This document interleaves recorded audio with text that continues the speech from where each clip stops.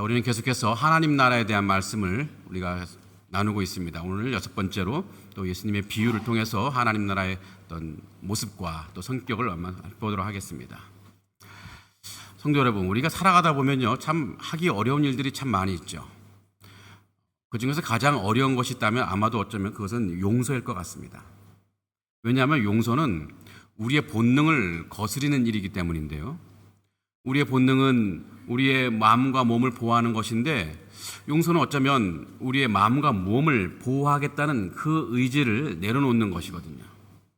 용서로 인해서 자신의 몸과 마음이 손상될 수도 있습니다. 그러게 용서는 본능적으로 참 어려운 일입니다. 물론 우리는 용서가 하나님 뜻이라는 것을 너무나 잘 알고 있습니다. 이웃을 사랑하라는 것, 또 원수를 사랑하라는 이 말씀의 핵심은 바로 용서에 있습니다. 용서를 하지 않으면서 이웃을 사랑하라는 것, 또 용서를 하지 않으면서 원수를 사랑한다는 것은 온전한 사랑이 아니에요. 용서 없는 사랑을 굳이 사랑이라고 한다면 그것은 껍데기 사랑에 불과할 것입니다. 용서는 사랑의 완성인 듯합니다. 우리는 이것을 알기 때문에 마음속으로는 우리가 용서의 삶을 살아야 한다는 것을 너무나 잘 알고 있습니다. 또 용서는 신앙적인 차원뿐만 아니라 정서적인 차원에서도 우리에게 필요하다는 것을 우리는 알고 있어요. 용서가 우리 마음의 평안을 가져다주고 우리 자신을 묶고 있던 그 사슬을 끊어내는 길이라는 것을 우리는 너무나 잘 알고 있습니다. 지난 20세기에 세계에서 가장 위대한 인물 가운데 하나를 꼽으라면 저는 단연코 남아프리카 공화국의 대통령이었던 넬슨 만델라를 꼽을 것 같습니다. 이 넬슨 만델라는 이 아파르트헤이트라는 이 지독한 인종차별의 피해자인데요. 그 피해의 어둠 속에서 무려 27년 동안 감옥에 갇혀 있었습니다. 혹독한 고문을 당했고 가족과도 오랫동안 떨어져 있어야 했습니다. 하지만 그가 석방되던 날에 교도소 문을 나서면서 그가 한 말이 있습니다. 무슨 말이냐면, 만약 내가 미움과 분노를 품고 이 문을 나선다면 나는 여전히 감옥에 있는 것이다. 이 넬슨 만델라는 자신을 괴롭혔던 이 감시관들을 용서하고 또 대통령이 된 후에도 이 백인 정권 인사들에게 복수하지 않았습니다. 오히려 그들을 품으면서 진실과 화해 위원회를 세워가지고 남아공의 상처를 치유했던 인물입니다. 만델라는 27년 동안 감옥에 몸이 갇혀 있었지만 사실 그의 마음은 자유로웠던 인물이었습니다. 그는 진정한 자유가 용서에서 시작된다는 것을 너무나 잘 알았던 것입니다. 자, 그런 면에서 보면 용서라고 하는 것은 신앙적인 차원뿐만 아니라 정서적인 차원에서도 굉장히 중요한 일이라는 것을 우리가 알고 있습니다. 그러나 그것을 우리가 알고 있지만 사실 용서를 한다는 것은 너무나 어려운 일입니다. 상처받은 우리 마음, 배신감에 찢겨진 우리 마음은 사실 용서의 용자도 떠올리기가 싫지 않습니까? 용서하는 것이 필요한 상황에서도 우리 마음은 어떤 생각을 합니까? 내가 왜 용서를 해야 돼?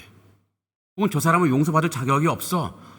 라는 이런 저항감이 우리 마음속에 계속 우리를 붙들고 있습니다. 아마도 오늘 말씀에 나오는 베드로 역시 그런 마음이었던 것 같아요. 베드로는 우리의 심정으로 예수님께 묻습니다. 오늘 말씀 21절을 보면요, 주여, 어떤 형제가 내게 죄를 범하면 몇 번이나 용서하여 주리까? 7번까지 하오리까? 즉 7번 정도 하고 나면 그 다음부터는 용서 안 해도 되는 거 아닙니까? 라고 묻는 것인데, 베드로의 이 질문에는요, 용서하기 싫은 인간의 본능적인 마음이 너무나 잘 드러나 있습니다. 용서하기 싫은데 하나님 뜻이 용서를 하라고 하니까, 또 정서적으로 또 필요하다고 하니까 그냥 인내하면서 용서를 하긴 하지만 그냥 7번까지만 하면 되는 거 아닙니까? 베드로는 나름대로 어쩌면 큰 관용을 베푸는 숫자를 제시했다고 생각했을 것입니다. 당시 유대인 랍비들은요, 그냥 3번 정도 용서하면 충분하다고 가르쳐 봤거든요. 그러니 7번이라면 2배가 넘는 숫자인데 꽤 너그러운 제안이었던 거죠. 하지만 예수님의 대답은 베드로의 생각과 또 우리의 상식을 훨씬 뛰어넘었습니다. 예수님은 뭐라고 대답했습니까? 7번 뿐이 아니라 7번을 70번까지라도 할지니라. 자, 7번씩 70번이면 490번이죠.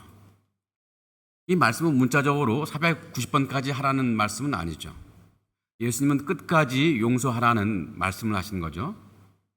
또한 이 말씀은 490번이라는 이 말씀은 단지 양적인 것만 말하는 것이 아닙니다. 질적인 것도 포함되는데요.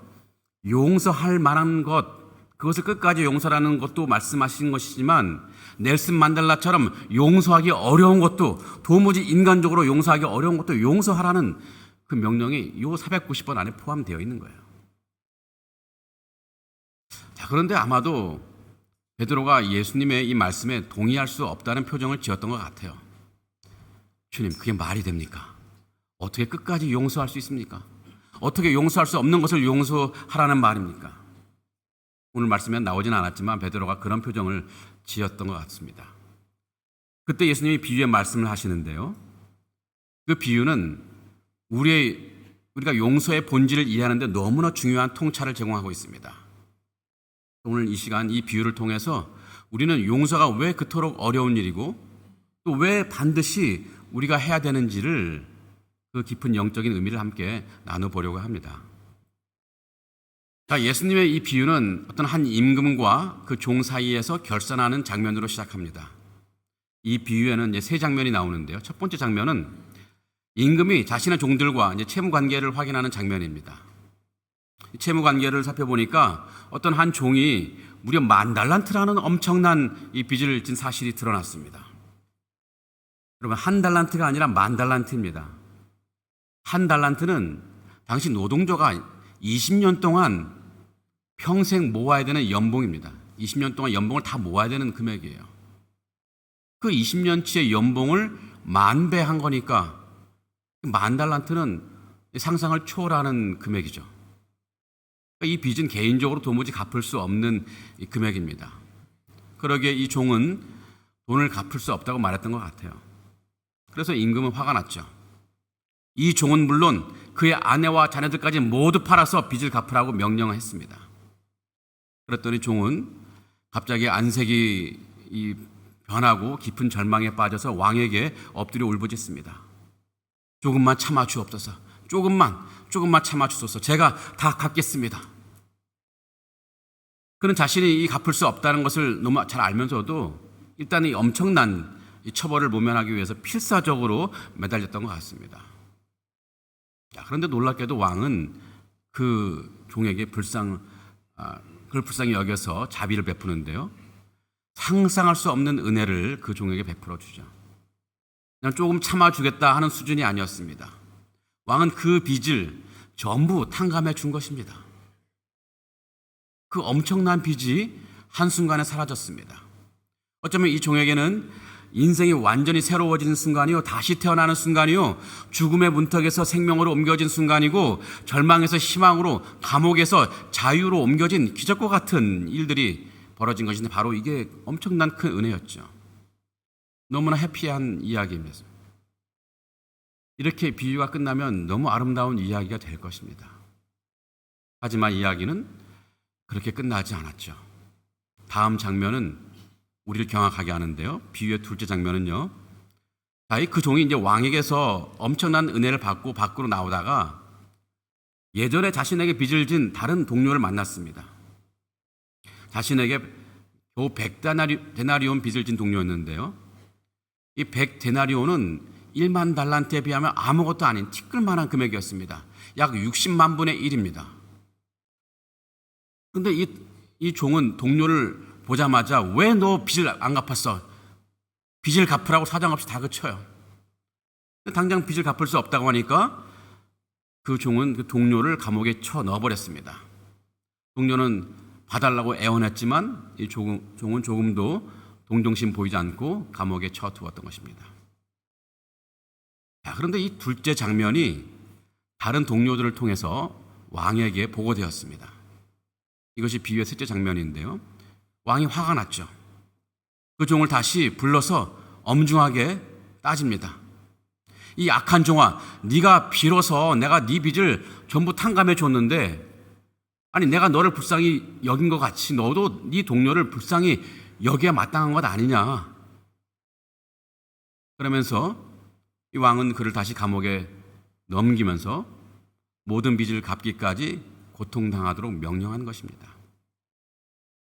이 종은 처음에 용서를 받았습니다. 하지만 이 용서의 은혜를 잊은 사람이 되었고 그 잊음이, 그 망각이 그의 인생을 다시 파멸로 이끌었습니다.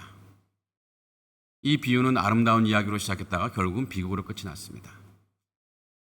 성도 여러분, 왜 이런 비극이 일어난 것일까요? 이 비유의 비극은 그 종이 1만 달란트의 죄를 지었기 때문에 일어난 것이 아니었습니다. 이 비극의 핵심은 그가 받은 은혜를 잊었기 때문에 일어난 일이었습니다. 그가 받은 은혜를 망각했기 때문에 그는 다른 사람에게 은혜를 베풀 수가 없었고 결국 그 대가로 자신이 받은 은혜를 다시 토해내야 되고 잃어버렸습니다. 마침내 비참한 최후를 맞이해야 했습니다.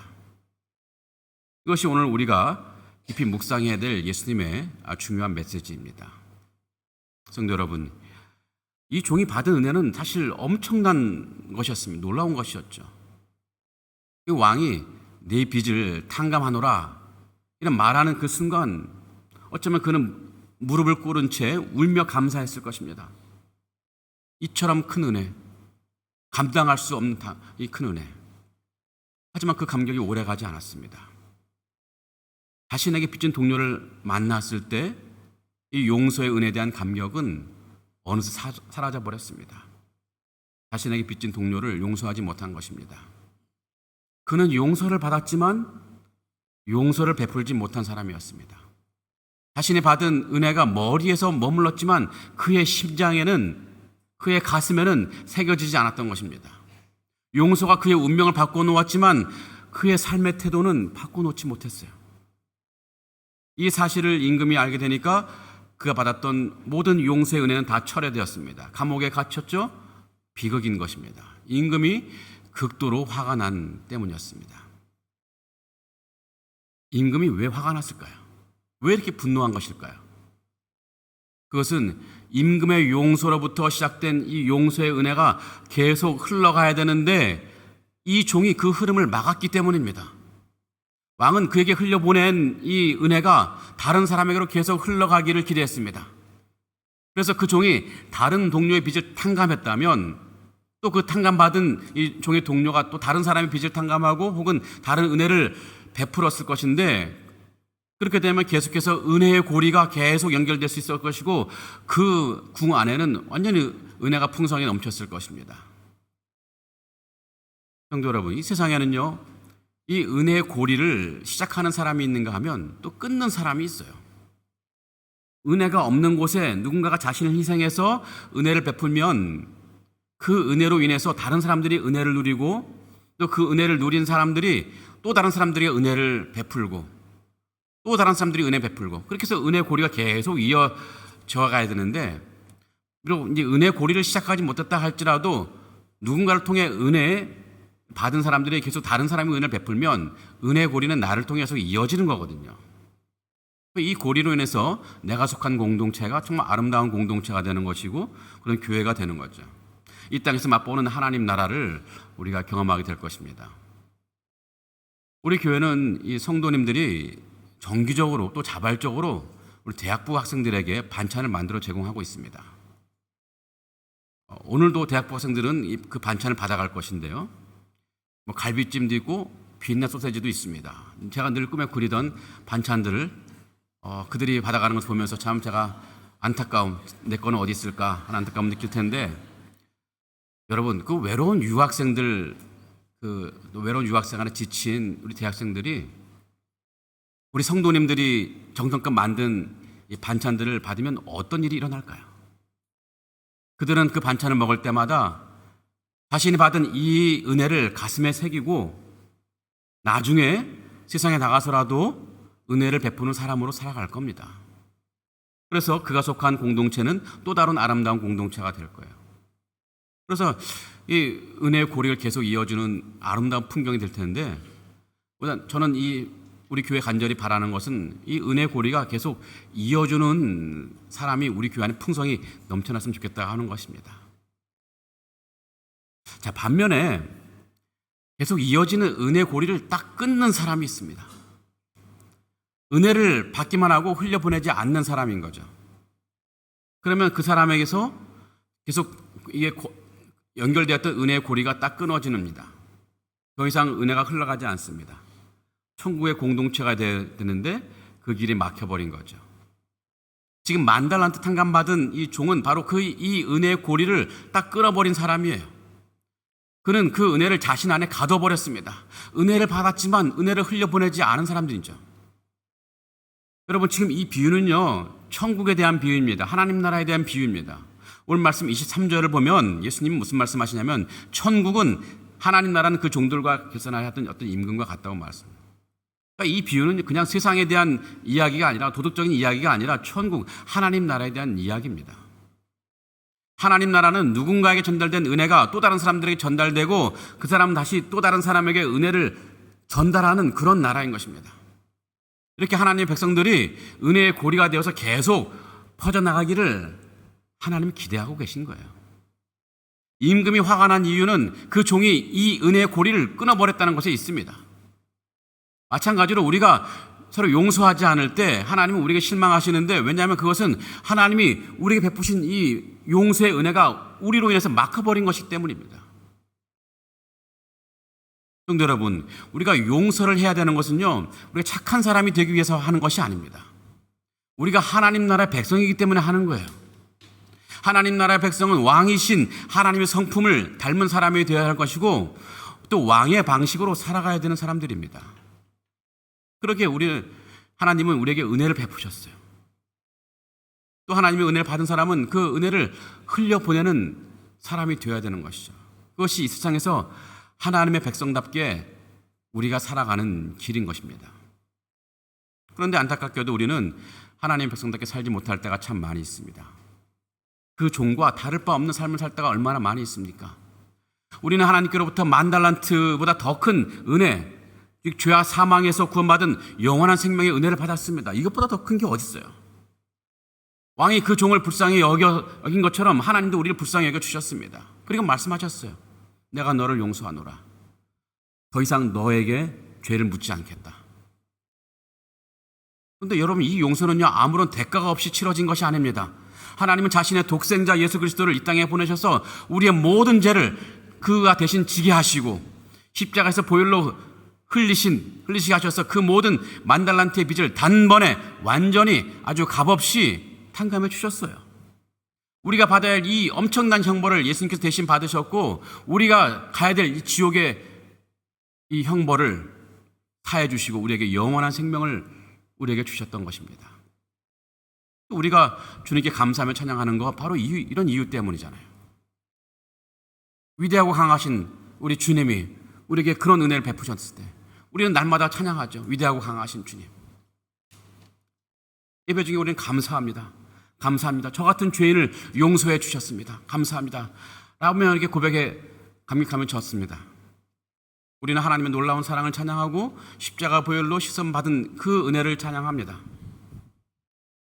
하지만 이 예배당 문을 탁 나서는 순간 어떻습니까? 누군가가 내 마음을 조금이라도 불편하게 만들면 그 은혜의 기억이 마치 안개처럼 막 사라지는 경우가 있지 않던가요? 저 좁은 문 나가려는데 누가 먼저 나보다 째치게서 앞서 나가네? 뭐 저런 사람이 다 있어? 엘리베이터 막 타려고 했는데 뒤에서 탁 들어와서 먼저 타버리네? 화가 나죠. 짜증이 나지 않습니까? 우리는 쉽게 짜증내고 쉽게 비난하며 작은 잘못도 용서하지 못하고 또 오랫동안 마음에 품고 살아갈 때가 참 많이 있습니다. 마치 왕의 엄청난 탕감의 은혜를 받고도 이 100데나리오라는 작은 돈에 눈이 멀어서 동료를 파멸로 몰아넣은 어떤 종처럼 살아갈 때가 종종 있다는 거예요. 우리가 이 용서의 은혜를 이어주는 고리로 살아야 되는데 도리어 용서의 은혜를 끊어버리는, 더 이상 용서의 은혜가 흘러가지 않게 하는 일이 얼마나 많이 있던가요? 우리도 그 종처럼 용서를 막는 사람의 삶을 살고 있을 때가 참 많이 있다는 것입니다. 성도 여러분, 우리가 누군가를 용서하지 못하는 이유는 단순히 우리 마음이 좁아서가 아닙니다. 물론 그런 측면도 없지 않아 있죠. 정말 마음 좁은 사람이 있긴 있어요. 하지만 그게 전부는 아닌 것 같습니다. 더 근본적인 이유가 있는데 그것은 우리가 하나님의 은혜를 은혜로 받지 못했기 때문입니다. 우리가 하나님의 십자가 은혜를 단순히 그냥 죄 문제를 해결하는 정도 그런 구원의 차원에서만 이해했을 뿐 그 사랑과 자비가 그 은혜가 내 영혼 깊숙이 스며들어서 나를 변화시키는 경험을 하지 못했기 때문이에요. 만약 그렇게 그 은혜가 내 가슴에 내 영혼에 스며들지 못했다면 우리는 용서하는 것이 너무나 어렵습니다. 하나님의 용서를 진심으로 느꼈던 사람이라면 그분이 나를 얼마나 사랑하셨던, 얼마나 나를 위해서 큰 대가를 치르셨는지를, 얼마나 나 같은 죄인을 용서하셨는지를 가슴으로 느끼며 그것을 경험했던 사람은 누군가를 향한 미움을 오래 품을 수가 없어요. 그의 마음에 이미 더 크고 깊은 하나님의 은혜가, 그 엄청난 자비가 그 안에 가득 채워져 있기 때문에 내 안에 하나님의 은혜가 충만할 때 다른 사람의 작은 허물과 잘못은 하찮은 것으로 여겨질 수밖에 없습니다. 1만 달란트를 탕감받은 사람의 가슴에 정말 왕의 은혜로 충만했다면 100데나리온 빚 아무것도 아니죠. 그냥 용서할 수 있는 그런 문제인 것이죠. 그러기에 예수님은 용서하라고 했을 때 그것은 단순히 도덕의 문제가 아니라 은혜의 문제요, 신앙의 문제, 우리 영혼의 문제인 것입니다. 용서는 내가 얼마나 너그러운 사람인가를 보여주는 자질이 아니라 내가 하나님의 은혜를 얼마나 깊이 경험하고 있는지를 보여주는 우리 신앙의 척도인 거예요. 그러기에 우리가 누군가를 용서하지 못할 때 그것은 단지 순종의 부족이나 인격적인 미숙함으로 봐서는 안 될 것입니다. 물론 그것들 역시 용서하지 못하는데 영향을 미치긴 하지만 더 깊이 들여다보면 그것은 우리의 믿음의 흐름에 어딘가에 염증이 생겼다는 신호입니다. 우리의 믿음에 어딘가 염증이 생겼어요. 영적인 건강에 이상이 생겼다는 신호입니다. 용서하지 못하는 마음은 단순한 감정의 문제가 아니라 우리 영혼에 뿌리내린 깊은 병의 증상이라는 것이죠.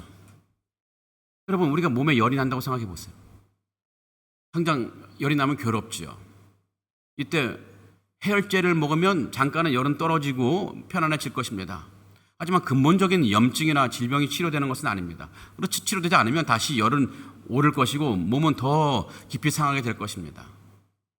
용서하지 못하는 것은 바로 그 열과 같아요. 누군가를 미워하고 분노하는 감정은 우리의 마음의 염증으로 인해 발생하는 신앙의 열입니다. 우리가 이것을 그냥 인격을 가지고 참자, 잊어버리자, 그냥 시간이 약이겠지 라고 이게 스스로 다독인다면 그것은 해열제를 먹는 것과 다름없어요. 잠시 동안은 효과가 있을지 모르겠지만 근본적인 치유가 일어나지 않습니다. 내 마음속에 뿌리 깊게 박혀있는 미움과 분노의 염증이 치료되지 않으면 그 열은 또다시 재발될 것이고 우리 영혼은 계속해서 고통받을 거예요. 오히려 그 염증은 계속 악화될 것이고 영적인 고통뿐만 아니라 육체적인 고통, 정신적인 질병까지 이어질 수 있는 이 위험한 일입니다. 우리는 해열제가 필요한 것이 아니라 항생제가 필요합니다. 복음의 항생제가 필요해요. 그 복음의 항생제는 바로 하나님의 은혜를 다시 우리 가슴에 새기는 것입니다. 우리 심장에 꽉꽉 새기는 것입니다. 우리의 마음을 용서할 수 없도록, 용서하지 못하도록 꽉 막는 것은 상대방의 잘못이나 나의 부족함 때문이 아닙니다. 그것은 바로 내가 받은 하나님의 은혜를 잊어버린 그 마음 때문인 것이죠. 그 은혜를 은혜로 받아들이지 못하는 마음 때문입니다. 이 망각과 불신이야말로 우리 영혼의 염증을 일으키는 가장 큰 원인입니다. 하나님의 은혜가 우리의 마음을 가득 채울 때 비로소 우리는 진정한 항생제를 맞게 되는 것입니다. 그 은혜가 우리 안에 뿌리 내려 있는 미움과 분노의 모든 것을 뿌리째 뽑아낼 수 있고 용서의 새싹을 키울 수 있도록 우리 영혼을 치유할 것입니다.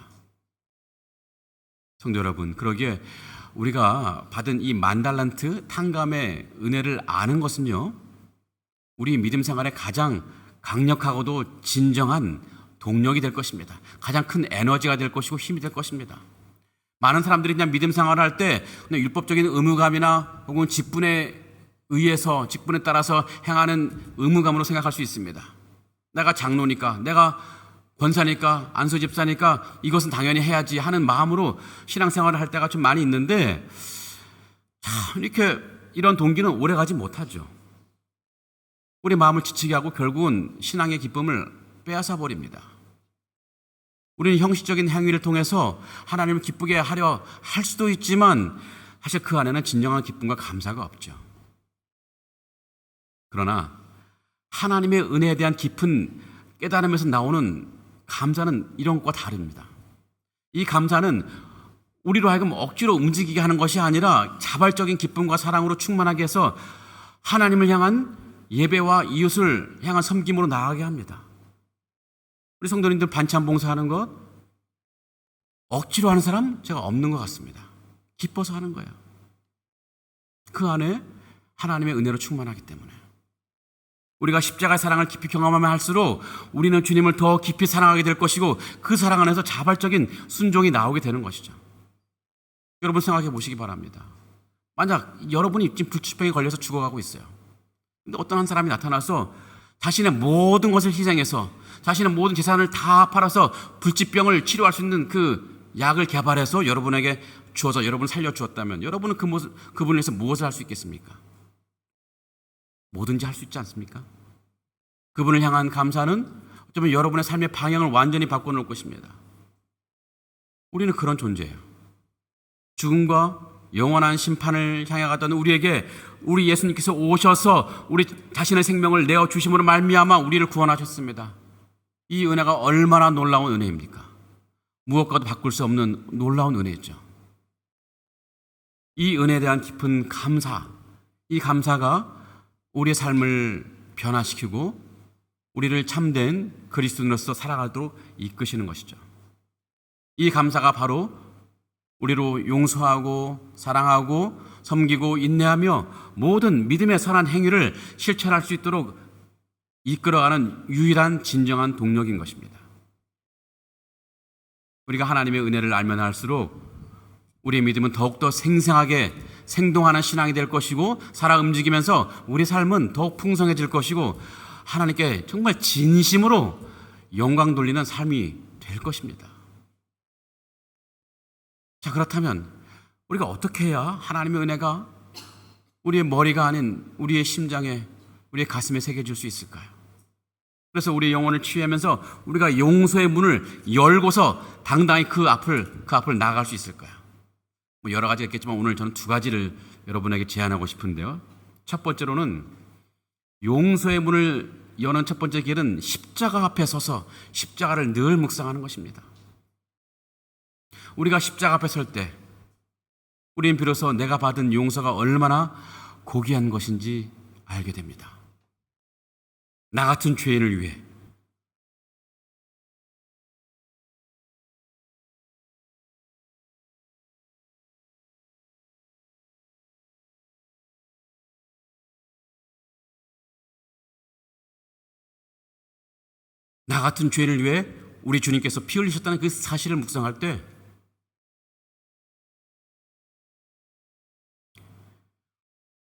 우리는 우리를 용서하신 그 하나님의 은혜에 압도당할 수 있습니다. 십자가 앞에서 하나님의 그 놀라운 사랑 압도당해 본 경험이 있습니까? 그 압도당해서 우리는 묵상해야 됩니다. 무슨 묵상해야 될까요? 십자가는 인류의 모든 죄를 짊어지신 우리 예수님의 희생과 사랑이 농축된 곳입니다. 그 십자가 앞에 서면 우리 죄의 무게가 얼마나 큰지 알게 될 것이고 그 십자가 앞에 서면 우리를 향한 하나님의 사랑이 얼마나 큰지를 우리가 깨닫게 됩니다. 얼마나 우리 죄의 무게가 무거웠으면 하나님의 아들이 십자가에서 죽으셔야 했을까? 하나님이 우리를 얼마나 사랑했으면 그 사랑이 얼마나 지독했으면 원수 같은 우리를 위해서 그 귀한 독생자를 십자가에 내어주셨을까?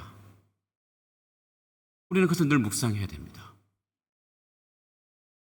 그 십자가 앞에서 겸손히 무릎 꿇고 그 사랑을 깊이 묵상한다면 우리 안에 있던 미움과 분노는 정말 눈 녹듯이 사라질 것이고 우리 안에서 용서할 힘과 용기가 분명히 솟아나게 될 것입니다. 자, 두 번째 길이 있습니다. 두 번째 길은 우리가 감사의 고백을 회복하는 것입니다. 감사의 고백을 회복하는 것. 여러분, 은혜는 우리가 감사할 때 우리 마음속에 깊이 뿌리 내릴 수가 있습니다. 여러분, 감사는 받은 은혜를 잊지 않고 기억하며 되새기는 신앙의 언어입니다.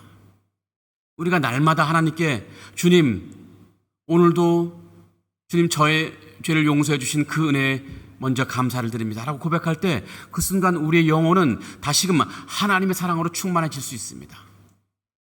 여러분, 아침에 눈을 뜨는 순간에 그 순간부터 잠자리에 들기까지 우리 삶 속에 하루의 일상 가운데 주어진 그 은혜를 한번 세어보시기 바랍니다. 내가 오늘 아침에 깨어날 수 있도록 지켜주신 그 은혜, 내가 숨을 쉴 수 있도록 해주신 은혜, 또 내 가족들, 그들이 미소 지을 수 있게 하신 은혜, 또 건강함, 또 평안함, 무엇보다 하나님이 나를 품으시는 그 사랑까지, 이런 감사를 시작할 때 어떤 일이 일어납니까? 우리의 시선이 다른 사람의 잘못을 향하던 우리의 시선이 하나님께서 나에게 베푸신 그 풍성한 은혜로 시선이 바뀌어지는 거예요. 나에게 잘못한 그 사람 별로 신경이 안 써집니다. 그 순간 우리의 마음이 부드러워지고 굳게 닫혔던 이 용서의 문이 조금씩 열리기 시작합니다. 감사는 은혜를 잊지 않게 하고 또 은혜를 잊지 않은 사람은 진심으로 용서할 수 있습니다. 말씀을 정리해 보겠습니다. 성도 여러분, 만 달란트를 탕감받은 이 종의 비극은 그의 죄의 문제가 아니었습니다. 그가 받은 은혜를 상실했기 때문에 일어난 비극이었습니다. 그는 용서를 잊어버리고 다시 세상적인 계산에 빠져서, 그러다 보니까 그런 논리에 빠져서 파멸로 들어가는 것입니다. 여러분, 하나님 나라의 백성은 왕의 무한한 용서를 경험한 사람인데 그 용서 위에 서 있는 사람들입니다. 우리는 모두 1만 달란트의 이상의 빚을 탕감받은 은혜의 종들입니다. 그러게 우리가 누군가의 잘못을 용서하지 못하는 것은 우리 신앙의 질병이요 열입니다. 이는 해열제 같은 임시 방편으로 해결될 수 있는 것이 아니라 십자가의 복음의 은혜라는 이 항생제로 근본적인 치료를 해야 되는 것들이죠. 그러게 다시 십자가 앞에 서서 겸손히 서서 내가 얼마나 큰 용서를 받았는가 가슴에 깊이 새기는 우리가 되면 좋겠습니다. 그 압도적인 은혜의 깊이와 넓이를 온몸으로 경험할 때 우리는 더 이상 과거의 상처와 미움에 갇히지 않을 수 있습니다. 그 은혜가 우리 안에서 다시 살아나서 다른 얘기가 흘러갈 때 비로소 우리의 삶 속에서 하나님 나라가 온전히 드러나게 될 것이고, 우리가 용서할 때 우리는 천국을 이 땅에서 증거하는 증인으로 살아갈 수 있는 것입니다. 그러게 성도 여러분, 우리가 함께 결단의 고백을 한번 올려드렸으면 좋겠습니다. 주님, 제가 받은 용서의 은혜를 제 가슴에 깊이 새기게 하시고 다시 그 은혜로 다시 누군가를 용서하고 사랑하며 하나님 나라 백성답게 살게 하여 주시옵소서. 이 결단이 우리 삶을 바꿀 것이고 깨어진 관계를 회복할 것이고 우리 마음속에 진정한 하나님 나라와 평화와 기쁨이 충만하게 되는 역사를 우리가 누리게 될 것입니다. 이런 은혜가 우리 교회와 우리 성도들 모두 삶 속에 충만하게 드러나기를 간절히 기원하고 축복합니다. 아멘. 십자가 앞에서 우리가 얼마나 큰 죄인인지, 우리가 받은 용서의 은혜가 얼마나 큰 것인지 모르고 살아왔던 우리 인생을 불쌍히 여겨 주시옵소서. 이제는 우리가 받은 이 귀한 은혜를 잊지 않게 하시고 십자가에서 흘리신 주님의 보혈로 갚을 길 없는 죄의 빚이 탕감되었음을 날마다 기억하며 살게 하여 주시옵소서. 그 은혜가 우리의 머리에서 우리의 심장으로 흐르게 하시고 우리의 심장에서 이 성령의 혈관을 타고 온몸으로 흘러가서 우리의 말과 행동, 관계와 일터 속에서 용서의 복음이 드러나게 하여 주시옵소서. 혹시 우리가 누군가를 용서하지 못하는 마음이 여전히 우리에게 있다면 주님, 그 마음을 치유하여 주시옵소서. 그 은혜를, 주님의 은혜를 우리 안에 가득 채워주셔서 더 이상 우리 안에 미움 대신 사랑이 채워지게 도와주시고 분노 대신에 뜨거운 용서의 눈물이 채워지게 하여 주시옵소서. 하나님, 우리 교회가 서로의 허물을 덮어주고 용서하며 사랑으로 세워지는 하나님 나라의 참된 공동체가 되게 하여 주시옵소서. 그래서 누구라도 이 교회 공동체에 발을 들여놓기만 하더라도 주님의 은혜를 충만하게 느끼고 중반에 주님의 은혜로 가득 채워져서 세상 어느 곳에 가다 할지라도 주님의 은혜를 내뿜을 수 있는 사람으로 변화시켜 주시옵소서. 그런 공동체가 되게 하여 주시옵소서. 예수님 이름으로 간절히 기도합나이다. 아멘. 이제는 우리의 모든 죄와 허물을 용서하시기 위해서 십자가에서 자신의 생명을 아낌없이 내어주신 우리 주 예수 그리스도의 은혜와 끝없는 자비로 우리를 불쌍히 여기시고 날마다 은혜로 품으시는 아버지 하나님의 사랑과 우리 안에 하나님의 은혜를 새겨주시고 그 은혜가 흘러가도록 우리를 이끌어 주시는 성령 하나님의 인도하심이 이제 말씀 앞에 마음을 열고 용서와 화해 그리고 하나님 나라의 삶을 살아가기로 결단하는 모든 성도들 머리 위에 지금부터 영원토록 함께 하실지어다. 아멘.